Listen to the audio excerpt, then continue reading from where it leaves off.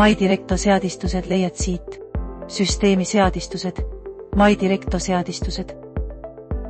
MyDirecto menetlust puudutab seadistus MyDirecto menetluse andmete väljad.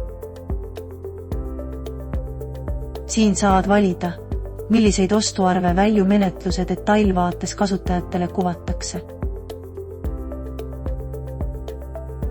Lisaks peab kasutajal või kasutajagrupil, kes dokumente menetlevad, olema menetluse aruande õigus. Seda saad lisada siit. Seadistused, üldine. Kasutajad või kasutajagrupid. Vajuta lisaõigusi. Vali aruanded. Ning sektsioonis üldine lisamenetluse aruande õigus.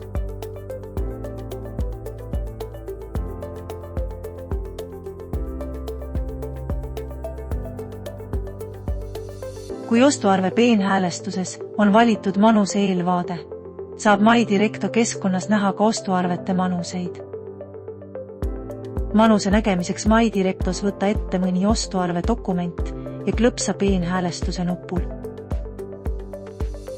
Avanenud aknas veendu, et manuse eelvaateks on valitud kas paremal või all.